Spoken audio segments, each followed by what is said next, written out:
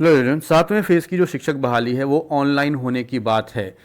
तो इस वीडियो में हम लोग बात करेंगे कि सातवें फेज की शिक्षक बहाली ऑनलाइन होने की वजह से किस तरह पहले की शिक्षक बहाली के जितने भी चरण हुए 1 से लेकर 6 तक उससे अलग हो जाएगी। इसमें क्या क्या स्टेप हो सकते हैं, ऑनलाइन बहाली के अंदर स्टेप बाय स्टेप क्या प्रोसीजर हो सकता है, तो इसी मुद्दे पर इस वीडियो में बात करेंगे।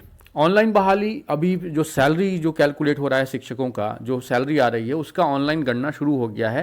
ऑनलाइन गवर्नमेंट ने एक पोर्टल बना दिया और जब से वो काम हुआ है तब से इस बात को बल मिल गया है कि अब सातवें फेज की बहाली मुमकिन है कि ऑनलाइन ही हो।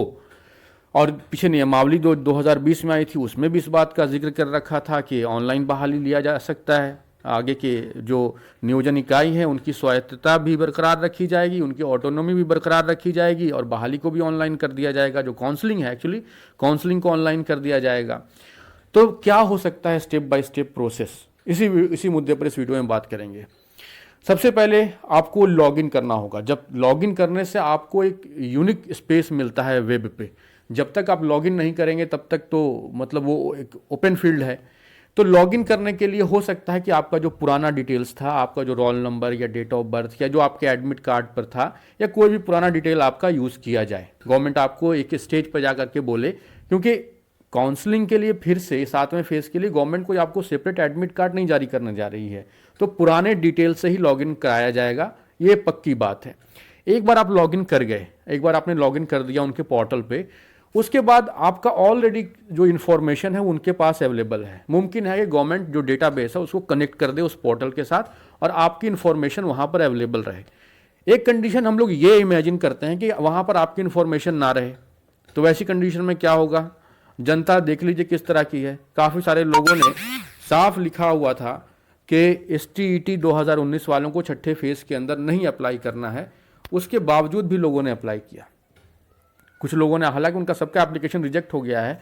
तो अगर इस तरह से मैनुअली लोगों को खुद भरने को दे दिया गया कि आपका एकेडमिक बहाली जिस भी आधार पे हो, अगर लोगों को एकेडमिक पर हुई तो एकेडमिक में हो सकता है कुछ लोग गलत भर देंगे, जिसका STET मार्क्स पर अगर कुछ वैल्यू मिला तो उसको गलत भर देंगे। तो इसलिए मुमकिन है कि गवर्नमेंट ऑटोमेटिक ही डेटाबेस से कनेक्ट करके आपका, एक बार आप लॉगिन करेंगे तो सारी इन्फॉर्मेशन आपकी आपके सामने स्क्रीन पर होगी। इस बात की फुल पॉसिबिलिटी है, ऐसा ही करने जा रही है गवर्नमेंट। अब काउंसलिंग के दौरान गवर्नमेंट आपसे क्या इन्फॉर्मेशन लेना चाहती है? आपसे लेना चाहती है नियोजन इकाइयों की जानकारी कि आप जॉब कहाँ करना चाहते हैं। माध्यमिक उच्च माध्यमिक में प्राइमरी की तरह बहुत बड़ी संख्या में नियोजन इकाइयाँ नहीं होती हैं। प्राइमरी में तो बहुत ज़्यादा होती है। इसमें कुछ चुनिंदा ही होती है, जैसे जिला परिषद हो गया, नगर निगम हो गया, नगर परिषद हो गया, कुछ नगर पंचायत हो गया, इस तरह की नियोजन इकाइयाँ ही होती हैं। लेकिन फिर भी अगर आप इसको 38 जिला का अगर आप कैलकुलेट करेंगे तो कई सौ हो जाएगा, कई सौ नियोजन इकाइयाँ हो जाएंगी। तो मुमकिन है कि आपसे नियोजन इकाइयों का प्रेफरेंस ले लिया जाए कि आप पहले कहाँ जॉब करना चाहते हैं, फिर दूसरे नंबर पर, इस तरह से आपको एक प्रेफरेंस मिल जाए कि आप कहाँ कहाँ जॉब करना चाहते हैं। बस यही एक इन्फॉर्मेशन है जो अभी तक गवर्नमेंट के पास आपकी तरफ से नहीं गया है।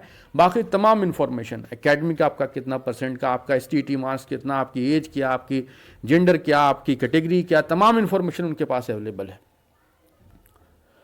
तो मुमकिन है कि एक बार जब गवर्नमेंट आपसे सारे ऑप्शंस ले ले, आपके प्रेफरेंस ले ले, उसके बाद एक टाइम ऐसा है या गवर्नमेंट एक डेट ऐसा फिक्स कर दे जहां पर गवर्नमेंट अपने आप ही वो काउंसलिंग का जो उनका सिस्टम होगा उसके थ्रू वो सॉर्ट हो जाएगा और लोगों को नियोजन इकाइयां जो हैं वो अलॉट हो जाएंगी।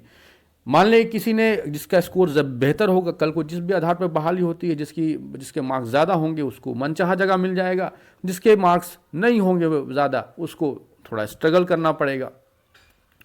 तो ऑनलाइन काउंसलिंग के दौरान, ऑनलाइन काउंसलिंग के बाद सरकार सिर्फ आपको नियोजन इकाई अलॉट करेगी, वो भी प्रोविजनली। आपको आपका ओरिजिनल डॉक्यूमेंट नियोजन इकाई में लेके जाना ही होगा, क्योंकि नियोजन उसमें लिखा हुआ है 2020 की नियमावली में कि नियोजन इकाई को गवर्नमेंट डिस्ट्रॉय नहीं करने जा रही है। सातवें फेज के अंदर भी नियोजन इकाई वाला सिस्टम बना ही रहेगा।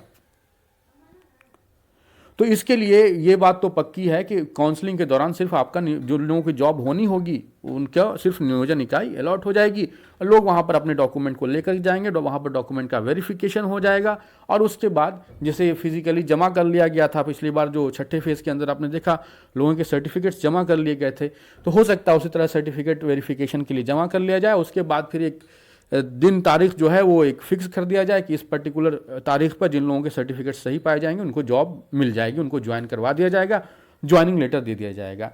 यही सारा का सारा काम होना है।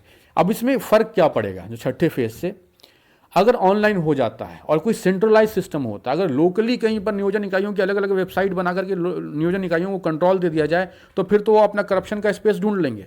लेकिन अगर सेंट्रलाइज तरीके से हो तो फिर नियोजन इकाइयों के लिए थोड़ा मौका घटेगा। हालांकि वो लोग फिर भी कोशिश करेंगे क्योंकि जिनको आदत लग चुकी है वो पीछे नहीं हटने वाले, लेकिन नियोजन इकाइयों के लिए करप्शन का स्पेस कमेगा या बहुत कम जाएगा, खत्म के बराबर ही हो जाएगा। अगर उनका करप्शन इसी बात में है कि वो किस कैंडिडेट को सिलेक्ट करें।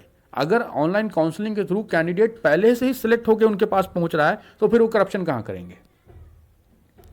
तो यही पूरा जो प्रोसीजर है वो ऐसा ही रहने वाला है। जो आप थोड़ा अगर अपनी तरफ से भी अगर आप सोचेंगे तो आपको भी यही एहसास होगा, आपको भी ऐसा ही लगेगा कि हाँ यही सारा जो प्रोसेस है इसी तरह से फॉलो होने वाला है। सातवें फेज के अंदर जो बहाली का पूरा प्रोसीजर है वो ऐसा ही रहने वाला है। अब बहाली के लिए सरकार नियमावली बदलेगी कि नहीं बदली, बहाली किस आधार पे होगा, कोर्ट केस का क्या होगा, ये सब बात अभी इसको प्रेडिक्ट करना पॉसिबल नहीं है। वो सब अलग बातें हैं। मुझे पता है अभी कमेंट बॉक्स में बहुत सारे लोग उस तरह की बातें करने वाले हैं, लेकिन वो अलग चीज़ें हैं। इस वीडियो के अंदर सिर्फ मैंने कोशिश किया कि प्रोसीजर जो है स्टेप बाय स्टेप प्रोसेस क्या होगा उसको एक्सप्लेन कर दिया जाए। इसमें एक और फ़ायदा क्या होगा ऑनलाइन पूरा काउंसलिंग चलाने की वजह से, अभी आपने देखा 3-4 महीने का वक्त कम से कम लगता है। अगर वो भी टाइम पर हो तब, टाइम पर तो पीछे छठा फेज का कोई भी नहीं हुआ, ना प्राइमरी हुआ ना सेकेंडरी हुआ, और टाइम पर ना होने की वजह से 3-4 महीने का काम सालों में चला गया, साल 1.5 साल तक चलता गया। तो इस वजह से अगर ये ऑनलाइन काउंसलिंग करा देते हैं तो ये मैक्सिमम आपको 15 दिन का वक्त दे देंगे कि 15 दिन के अंदर आप अपनी प्रेफरेंस को रिकॉर्ड करो, जा करके वहाँ पर अपनी प्रेफरेंस को सिलेक्ट करो। उसके बाद फिर एक दिन फिक्स करके उस दिन पर सॉर्ट करके जिसको सिलेक्शन होना रहेगा, जिसका उसका नाम वहाँ पर आ जाएगा, उसको नियोजन इकाई अलॉट हो जाएगी। तो ये पूरा का पूरा जो काम है ये 1 महीने के अंदर निपटाया जा सकता है अगर काउंसलिंग को ऑनलाइन करवा दिया जाए तब। ये भी एक बहुत इंपॉर्टेंट बात है कि जो काम 3-4 महीना में हो रहा था, बहुत सारे लफड़ों के बाद हो रहा था, वो काम सिर्फ महीने भर में हो सकता है। खैर एनीहाउ अभी के लिए यही सारी बातें थी। आपकी जो भी राय हो आप कमेंट बॉक्स में लिखिए। अभी के लिए इतना ही। Thank you.